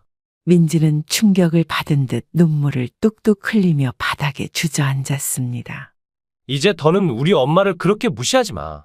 우리 엄마 마음에 또 상처 주는 일이 있으면 나도 더 이상 참지 않을 거야. 정성껏 만든 반찬이 쓰레기 취급당하는 모습을 봤을 때 제 가슴은 무너졌습니다. 하지만 그날 제 아들이 대신해서 저희 억울함을 풀어주었습니다. 반찬을 버리는 며느리에게 아들이 해준 복수, 그 이야기를 지금부터 시작합니다. 천안의 작은 시골 마을에서 사는 72세 박할머니는 새벽부터 일어나 집안일을 마치고 대문 앞에 나섰습니다. 찬바람이 쌩쌩 부는 겨울 아침 뒷산에서 흘러내려오는 서리가 대문 옆 작은 나무에도 하얗게 내려앉아 있었습니다. 그때였습니다. 띵동. 벨소리와 함께 박할머니는 깜짝 놀라 고개를 들었습니다. 대문 밖에서 누군가 목청을 높였습니다. 택배요. 김치통 택배 왔습니다. 박할머니는 서둘러 대문을 열고 나갔습니다. 그곳엔 낯익은 택배기사 아저씨가 추위에 코를 훌쩍이며 서 있었습니다. 택배 아저씨 옆에는 커다란 김치통 4개가 바닥에 덜렁 내려져 있었습니다. 아이고, 이게 뭔 택배요? 누구한테 온 거요? 박할머니는 놀란 눈으로 김치통을 바라보며 물었습니다. 택배기사는 송장을 툭툭 두드리며 대답했습니다. 여기 박할머니 댁 맞죠? 서울에서 보낸 김치통이에요. 보내신 분은 아드님 댁인 것 같은데요. 서울서? 우리 아들네가 보낸 거란 말이요? 박할머니는 어리둥절한 얼굴로 김치통을 바라봤습니다. 상자엔 큼지막한 글씨로 김장 김치라고 쓰여 있었습니다. 할머니, 사인 좀 부탁드려요. 이거 무겁길래 문 앞에 내려놓고 갑니다. 오늘 택배가 너무 많아서요. 박할머니는 얼떨결에 다가가 김치통을 만져보았습니다. 보낸 사람 우리 아들네 이름 맞잖아? 이게 뭐야? 아무 연락도 없이. 박할머니는 난생 처음 김치통만 덜렁 택배로 받는 일이 어이없어 한숨을 푹 내쉬었습니다. 전화 너머에서 며느리 목소리가 태평하게 흘러나왔습니다. 여보세요? 네, 어머님. 대문 앞에 김치통이 4개나 와 있더라. 이거 너희가 보낸 거요? 아, 그거요? 제가 보낸 거 맞아요. 택배가 시간 맞춰서 잘 갔네요. 이번에도 김장 좀 부탁드리려고요. 이번에도 부탁한다고. 그걸 나한테 미리 말도 안 하고 그냥 보내면 어쩌자는 거요? 아유, 어머님. 이왕 김장하시는 김에 저희 것도 좀 챙겨주시면 되잖아요. 큰 통 아니고 작은 통으로 보냈어요. 많이 담그실 필요도 없어요. 하는 하시는 김에 저희 거도 조금만 보내주시면 돼요. 아무리 그래도 그렇지. 너희 것도 먹으려면 일손이라도 좀 거들어야 하지 않겠어? 이게 그냥 쉬운 일인 줄 아냐? 나 혼자 이거 다 절이고 버무리고 하느라 몸이 쑤시는데 매년 이렇게 얻어먹니? 어떡하죠? 저희도 시간을 내보려고 했는데 갑자기 일이 이것저것 겹쳐서요. 저도 병원 일로 정신없고 오빠도 회사 일 때문에 시간 내기 힘들어요. 내년에 여유가 되면 도와드릴게요. 그 말이 작년에도 그랬고 재작년에도 그랬다. 아니, 바쁜 건 알겠는데 내가 지금 마을 사람들하고 같이 김장하는 거거든. 여기 다들 손잡고 하느라 정신없어. 다들 자기네 자식들이 와서 거들어준다고 난리여. 너희만 매년 이러면 내가 얼마나 무안하냐. 어머님, 그런 걸로 왜 무안해하세요? 원래 마을 사람들끼리 나누고 그렇잖아요, 시골은. 나도 이제는 몸이 예전 같지가 않아. 올해는 정말 힘들다. 너희 둘도 내년에는 제발 좀 시간을 내봐라. 응? 네, 어머님. 알겠어요. 내년엔 꼭 도와드릴게요. 올해도 부탁드려요. 오빠가 특히 김치 너무 좋아해서요. 고생 많으세요, 어머님. 박할머니는 수화기를 든 채 멍하니 서 있었습니다. 순간 울컥하는 감정이 치밀어 올랐지만 꾹 참았습니다. 바쁘단 말 한마디면 다 되는 게 아니지. 내가 무슨 김치 공장도 아니고. 할머니는 텅 빈 김치통들을 바라보며 깊은 한숨을 내쉬었습니다. 마당 한켠에선 마을 사람들이 모여 배추를 절이는 소리가 요란했습니다. 여기저기선 웃음소리도 들리고 김장 담그는 일손을 돕느라 바삐 움직이는 모습들이 보였습니다. 하지만 그 와중에도 박할머니는 혼자였습니다. 양념을 만들 고춧가루 양념장을 김칫솔을 담을 대야가 땅에 놓였습니다. 배추를 꺼내와 양손으로 배추 사이사이를 정성스럽게 양념을 바르기 시작했습니다. 매서운 추위에 손가락은 마비된 듯했지만 손끝으로 느껴지는 배추의 묵직한 감촉에 박할머니는 다시 한번 이를 악물었습니다. 그때 마을 아주머니들이 박할머니 쪽을 흘끗 보더니 한마디씩 던지기 시작했습니다. 아이고, 박할머니네는 매년 혼자서 김장을 하니 참 힘들겠어. 아들이며 며느리가 그렇게 바쁜갑제? 한 번도 도와주러 오는 걸 못 봤구먼. 그러게 말이야. 다들 김장철 되면 며느리 손도 붙잡고 하는디. 이렇게 혼자 고생을 사서 하니 원. 말끝마다 쯧쯧 혀를 차는 소리가 섞였고 박할머니는 애써 웃으며 대답했습니다. 바빠서 그런 거지요. 젊은 애들이 얼마나 할 일이 많다고요. 겉으로는 대수롭지 않다는 듯 말했지만 박할머니의 속은 쓰려왔습니다. 배추 한 포기 한 포기의 정성을 담고 있지만 그 뒤에 쌓인 외로움과 서운함은 숨길 길이 없었습니다. 말끝을 흐리며 고개를 숙인 박할머니는 다시 고춧가루 양념을 버무리기 시작했습니다. 몇 달 후 박할머니는 아들의 생일을 며칠 앞두고 설레는 마음의 장을 보기 시작했습니다. 시장 구석구석을 돌아다니며 가장 신선한 채소와 고기를 골랐습니다. 우리 현우 생일인데 내가 좋아하는 반찬 잔뜩 해가야지.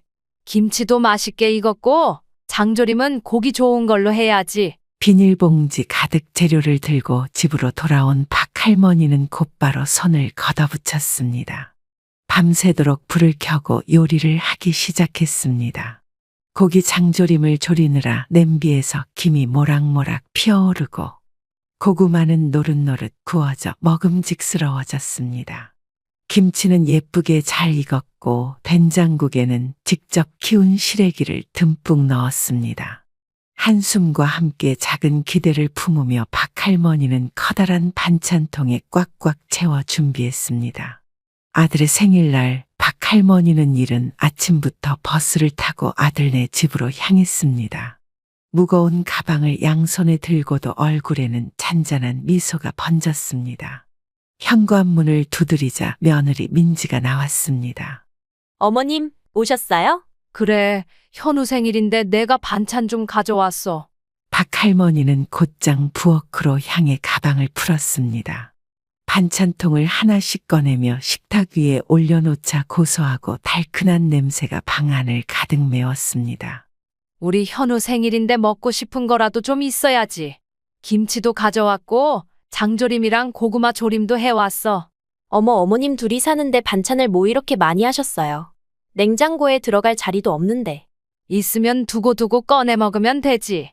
그렇게 많은 양도 아니야. 이거 금방 먹어. 아들은 흐뭇한 얼굴로 말했습니다. 엄마 고마워요. 장조림 이거 제가 제일 좋아하는 거잖아요. 어머님, 정말 많이 가져오셨네요. 이렇게까지 고생 안 하셔도 되는데. 고생은 무슨. 내가 우리 아들 생일인데 이 정도는 해야지. 저녁 시간이 되자 온 가족이 식탁에 둘러앉았습니다. 박할머니가 정성껏 준비한 반찬들이 식탁을 가득 메웠고 아들은 젓가락을 들며 감탄했습니다. 식사를 시작하자마자 아들은 반찬을 맛있게 먹으며 연신 칭찬했습니다. 엄마, 이거 정말 맛있네요. 장조림이 입에서 살살 녹아요. 그러나 그 옆에서 며느리 민지는 젓가락을 들었다 놨다 하며 반찬을 이리저리 옮길 뿐 제대로 먹지 않았습니다. 민지는 된장국을 한 숟가락 떠먹고는 얼굴을 찡그리며 작은 목소리로 중얼거렸습니다. 아, 된장 맛이 좀 강하네. 이거 너무 진한 거 아니야? 그러더니 총각김치를 집어든 민지는 입술을 오므리며 살짝 베어 물고 바로 내려놓았습니다. 어머님, 이 김치가 좀 짜네요. 저희는 요즘 싱겁게 먹으려고 하거든요. 아이고, 다음엔 좀 덜 짜게 만들어야겠구나. 우리 집은 늘 이렇게 먹어와서. 민지야, 엄마가 우리 위해서 고생하신 거야. 좀 덜 짜게 먹고 싶으면 물에 헹궈 먹으면 되잖아. 민지는 입을 삐죽거리며 대꾸했습니다. 저는 간이 좀 싱거운 걸 좋아하거든요. 박할머니는 그 말을 듣고 속으로 조금 서운했지만 꾹 참았습니다. 우리 집은 늘 이렇게 먹다 보니 너희 입맛에 맞춰야지. 식사를 마치고 남은 반찬들은 다시 반찬통에 담겨 냉장고로 들어갔습니다. 박할머니는 설거지를 마치고 잠시 소파에 앉아 쉬었습니다. 오랜만에 아들과 며느리 집에서 자고 가기로 한 터라 박할머니는 마음이 편안했습니다. 어머님, 오늘은 여기서 주무시고 가시는 거죠? 그래, 아들 얼굴도 더 보고 싶고 자고 가도 되겠니? 아, 당연하죠, 어머님. 작은 방에 이불 깔아뒀으니까 거기서 주무시면 돼요. 아이고, 이불이 좀 얇네. 그래도 주는 대로 덮고 자야지. 아, 그렇네요. 하나 더 깔아드릴게요. 박할머니는 살짝 놀란 표정으로 며느리를 바라보았습니다. 아이고, 아니야. 이 정도면 됐어. 신경 안 써도 된다니까. 괜찮아요, 어머님. 그래도 새벽엔 더 추워질지도 모르니까요. 이불 하나라도 더 덮으셔야 감기 안 걸리시죠. 민지의 행동에 박할머니는 잠시 멈칫하며 마음이 약간 누그러졌습니다. 그래, 고맙다. 내가 괜히 민폐를 끼치는 것 같아서. 아니에요, 어머님. 제가 신경을 덜 써서 죄송해요. 이제 푹 주무세요. 박할머니는 자다 깬 몸을 이끌고 작은 이불을 걷어냈습니다. 피곤해서 금방 잠이 들었지만 귀가 밝은 그녀는 작은 소리에도 잠이 깼습니다. 뭐야, 부엌에서 누가 뭘 하는 소리야? 시간을 보니 새벽 1시. 시계 바늘은 깊은 밤을 가리키고 있었습니다. 할머니는 소변이 마렵기도 했지만 그 부시럭거리는 소리가 이상하게 신경을 건드렸습니다. 저 시간에 누가 부엌에 있단 말이야? 애들인가? 아휴, 비닐 소리가 시끄러워서 영 신경이 거슬리네. 살금살금 문을 열고 나가보니 부엌 쪽에서 희미한 불빛이 새어나오고 있었습니다. 조용히 복도를 따라 걸음을 옮기던 박할머니는 문득 발걸음을 멈췄습니다. 부엌에서 들리는 비닐봉투를 만지는 소리, 무언가를 꺼내는 소리가 귀에 선명하게 들렸습니다. 조용히 부엌 문 앞에 섰을 때 할머니의 눈은 충격적인 광경을 마주했습니다. 며느리 민지가 부엌 냉장고를 열어 반찬통을 하나씩 꺼내고 있었습니다. 민지의 얼굴은 무심하고 피곤해 보였지만 그녀는 반찬통 뚜껑을 열어 확인한 뒤 쓰레기 봉투에 던지듯 버리고 있었습니다. 아우, 무슨 냄새가 이렇게 심해? 냉장고 냄새 다 배잖아. 대체 뭘 넣은 거야? 민지가 혼잣말을 내뱉으며 반찬통을 비우는 모습에 박할머니는 몸이 얼어붙었습니다. 그녀는 김치통과 장조림통을 꺼내 봉투 안에 밀어 넣었고 심지어가 삶아 넣은 고구마 조림도 그대로 버리고 있었습니다. 그걸 왜 버리니? 어머님, 안 주무셨네요? 이 시간에 왜 깨셨어요? 민지는 놀란 듯 몸을 돌리더니 황급히 봉지를 감추려고 뒤로 밀며 웃어 보이려 했지만 입꼬리는 떨리고 있었습니다. 너 지금 뭐 하는 거야? 죄송해요. 어머님, 냉장고에 넣어두기만 해도 냄새가 너무 강하게 배고 음식이 너무 많아요. 제가 정리하려던 거예요. 내가 정성껏 만든 걸 왜 이렇게 버리니? 이게 얼마나 귀한 건데 아들 입에 넣어주려고 힘들게 만든 건데. 어머님, 저희 입맛에는 좀 안 맞아요. 이런 반찬 너무 짜고 기름져서요. 이렇게 많이 가져오셔도 저희가 다 먹지를 못하잖아요. 내가 얼마나 힘들게 만든 건데 얼마나 정성을 쏟았는 줄 알기나 하니? 어머님, 저도 죄송한 건 아는데요. 이렇게까지 많이 가져오시면 냉장고에 둘 데도 없고 저희는 먹지도 못해서 버릴 수밖에 없어요. 제가 미리 말했어야 했는데. 그럼 처음부터 왜 가져오라고 했니? 나한테 미리 말이라도 했으면 이렇게 서운하지는 않았을 거 아니냐. 반찬이 필요하다고 했지 이렇게 많이 가져오시면 어떡해요. 그냥 이젠 그런 반찬 안 가져오셔도 돼요. 부엌에선 민지가 마지막 남은 반찬통을 비닐 봉투에 담는 소리가 무심하게 퍼졌고 박할머니는 그 자리에 멈춰서서 손끝만 떨고 있었습니다. 박할머니는 민지가 불이 나게 음식물 쓰레기 봉투를 들고 현관문을 나가는 뒷모습을 망연히 바라보았습니다. 그리고 잠시 후 쓰레기 봉투를 버리고 돌아온 며느리의 태어난 얼굴을 보자 더는 참을 수 없었습니다. 너 미쳤어? 그걸 진짜 버린 거야? 민지는 놀란 듯 멈칫하더니 애써 태어난 청마를 돌렸습니다. 네? 방금 말씀드렸잖아요. 내가 그걸 쓰레기처럼 버려? 시모가 만만하니? 내가 이렇게까지 무시당해도 되는 사람이야? 그런 뜻이 아니에요. 앞으로는 그냥 아무것도 가져오지 마세요. 반찬 가져오지 말라고 하면 서운해 하실까봐 그랬어요. 지금 걱정하는 척하면서 나를 이렇게 무시하는 거냐? 민지는 어찌할 바를 몰라 얼굴을 붉히며 눈을 피했습니다. 순간 집안은 정적이 흘렀고 박할머니의 흐느끼는 소리만이 조용히 울려 퍼졌습니다. 내가 내 아들 아내로 들어온 지 얼마나 됐다고 이러는 거냐? 너 이 집에서 쫓겨나고 싶냐? 내가 만만해 보이니? 그 말에 민지는 깜짝 놀라며 눈을 동그랗게 뜨고 할머니를 바라보았습니다. 그녀는 손을 바쁘게 움직이며 당황한 기색이 역력했습니다. 어머님, 그런 게 아니에요. 왜 그렇게 화를 내세요? 제가 잘못했어요. 죄송해요, 어머님. 박할머니는 문을 사귀지 못한 채 방으로 들어가 이불을 덮었었습니다. 하지만 도저히 잠이 오지 않았습니다. 온갖 생각이 머릿속을 떠다니며 가슴이 답답하게 조여왔습니다. 내가 무슨 잘못을 했다고 이렇게 대접받아야 하나? 내가 늙어서 만만하게 보이나? 박할머니는 새벽녘이 되자 조용히 방을 나섰습니다.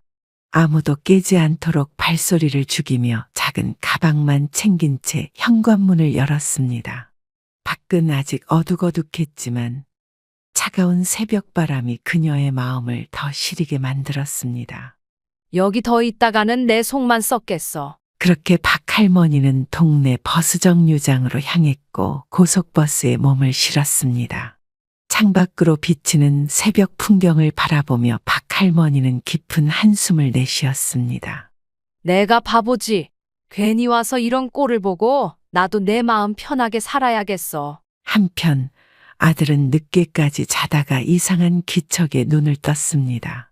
마침 창밖으로 햇살이 비치기 시작할 무렵이었습니다. 아들은 일어나자마자 어머니가 머물던 작은 방으로 가보았습니다. 엄마? 엄마, 아직 주무세요? 하지만 방은 텅 비어 있었고 깔아두었던 이불은 가지런히 정리되어 있었습니다. 그제야 아들은 심상치 않음을 느꼈습니다. 이게 뭐야? 엄마 어디 갔지? 당황한 아들은 곧바로 민지에게 물었습니다. 여보, 우리 엄마 어디 갔어? 엄마 방에 안 계셔. 글쎄, 새벽에 어디 나가신 것 같던데요.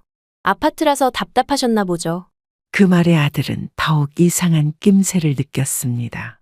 곧장 휴대폰을 꺼내 어머니에게 전화를 걸었습니다. 신호음이 몇 번 울리고 나서야 박할머니의 목소리가 들려왔습니다. 여보세요. 엄마 어디예요? 제가 버스 정류장까지라도 데려다 드린다니까. 아침도 안 드시고 왜 이렇게 급하게 나가셨어요? 박할머니는 한숨을 내쉬며 담담하게 대답했습니다. 집으로 가는 길이야. 너네 집에 더 있으면 나만 속상할 것 같아서 새벽에 나왔어. 아들은 당황하며 목소리를 높였습니다. 무슨 말이에요? 무슨 일 있었던 거예요?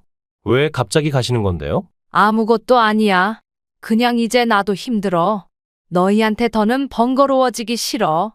나 걱정 말고 잘 살아. 아들은 그제야 심각함을 느끼고 목소리가 더 다급해졌습니다. 엄마, 제발 말 좀 해줘요. 민지랑 무슨 일 있었던 거예요? 뭐가 불편했어요? 하지만 박할머니는 더 이상 대꾸하지 않고 전화를 끊었습니다. 혼자 남겨진 아들은 벽에 기대어 한숨을 내쉬었습니다. 그리고 곧장 민지를 돌아보며 묻습니다. 너 엄마한테 무슨 말 했어? 엄마 왜 갑자기 가신 거냐고. 민지는 어색하게 웃으며 얼버무립니다. 아니, 난 모르지. 내가 잘못한 것도 없는데 왜 나한테 그래? 말 돌리지 마. 엄마가 왜 새벽에 아무 말 없이 나가셨어야 하는데?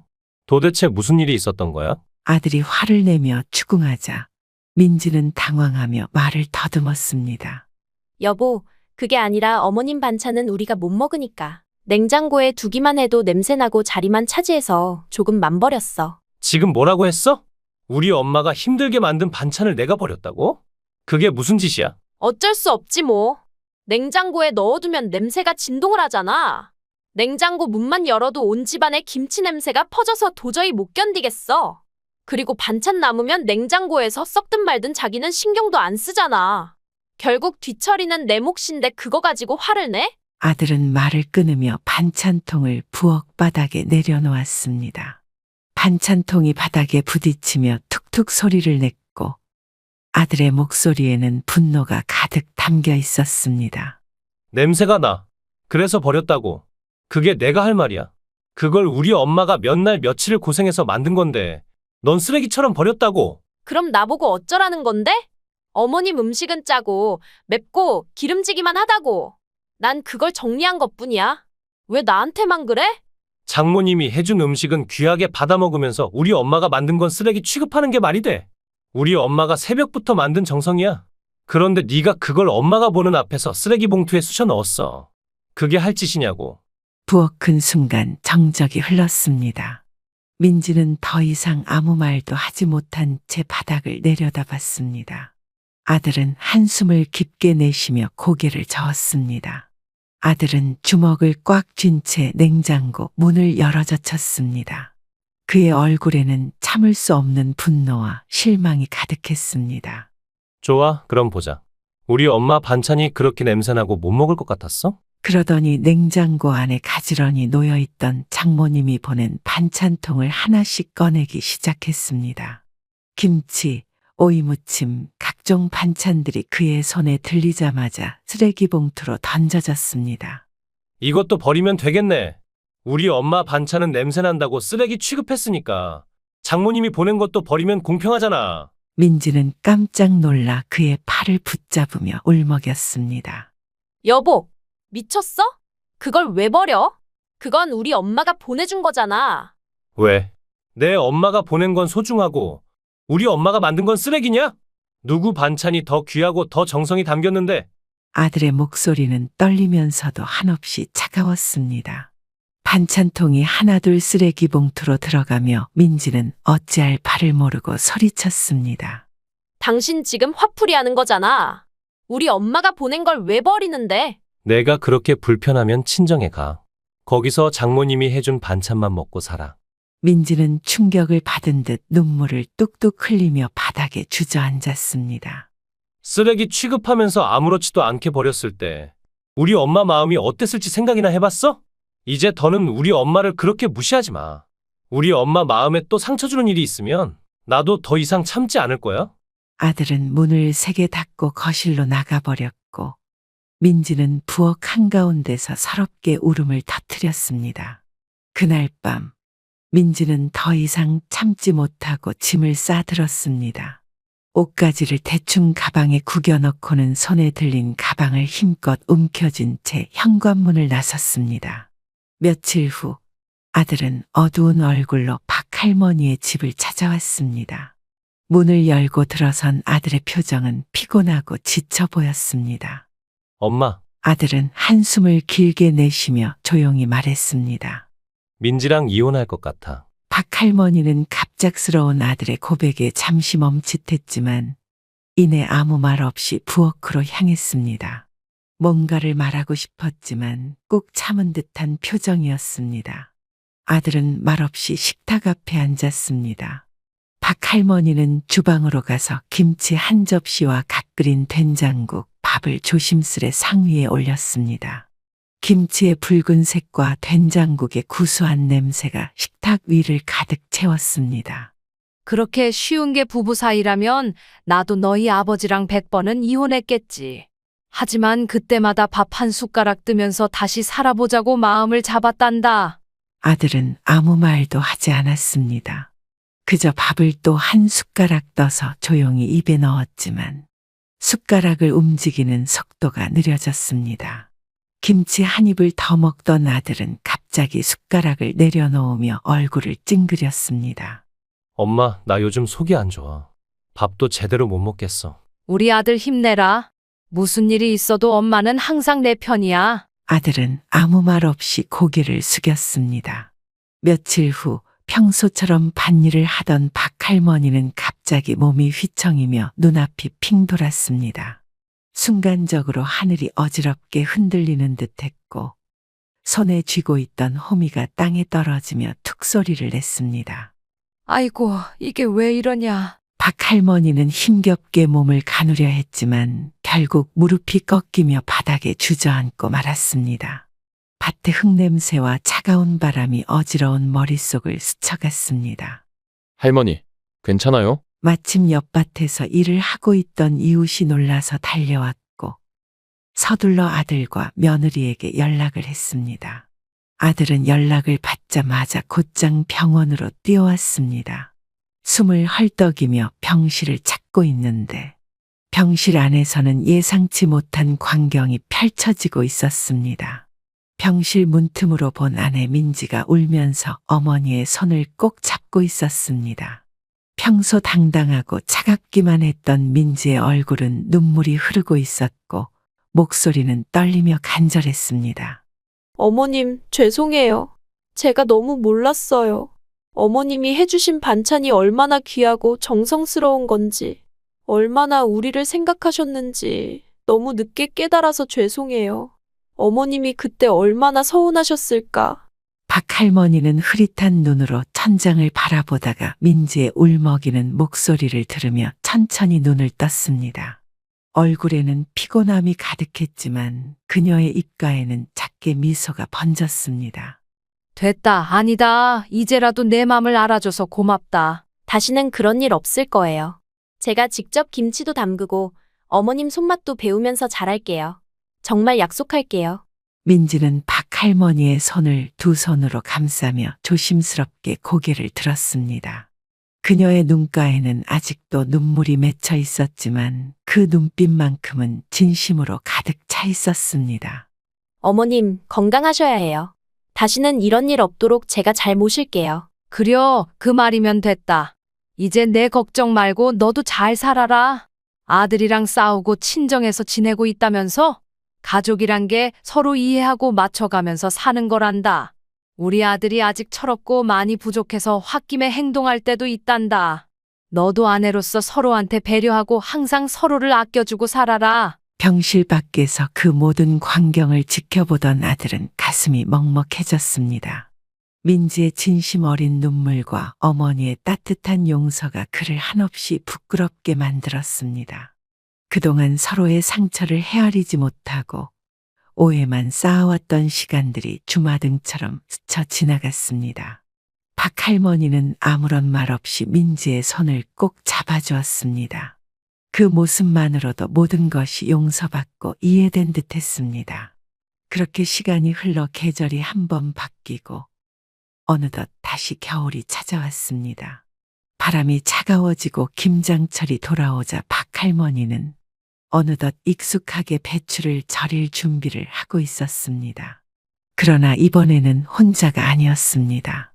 아들과 며느리가 아침 일찍부터 모자에 장갑까지 단단히 챙겨 입고 박할머니의 집에 도착했습니다. 며느리 민지는 배가 눈에 띄게 불러 있었고 두툼한 패딩 점퍼를 입은 채 박할머니를 향해 밝게 웃었습니다. 어머니, 올해 김장은 저희가 제대로 배워서 해볼 겁니다. 걱정 마세요. 박할머니는 며느리의 얼굴을 바라보며 미소를 지었습니다. 예전에 서먹했던 분위기는 온데간데 없었고 이제는 진심이 담긴 따뜻한 가족의 모습이 느껴졌습니다. 마을 사람들은 놀라며 모여들어 한마디씩 했습니다. 아이고, 이 집 며느리가 드디어 왔구먼. 작년에는 많이 바빴나 봐. 이제는 엄마 도와주러 온 걸 보니 며느리 노릇 제대로 하네. 사람들의 농담 섞인 말에 며느리 민지는 살짝 멋쩍은 듯 웃으며 배를 쓸어내렸습니다. 그동안 너무 바빠서 죄송했어요. 이제부터는 열심히 도와드리려고요. 임산부가 돕긴 뭘 도와. 어서 뜨신 데 가서 수육이나 먹고 가. 아들이 민지의 옆에 서서 든든하게 보살폈습니다. 아들아, 민지는 몸도 무겁고 추운데 여기 오래 있으면 안 돼. 걱정 마세요. 제가 민지 목까지 할 테니까 배추는 저한테 다 주세요. 아들은 호기롭게 두 팔을 걷어붙이고 배추를 하나하나 옮기기 시작했습니다. 그 모습에 마을 어르신들이 박장대소하며 감탄했습니다. 아이고, 박신의 아들 효자네. 효자. 저렇게 열심히 하는 거 봐. 박할머니는 흐뭇한 미소를 지으며 며느리에게 다가갔습니다. 너는 이제 들어가서 좀 쉬어라.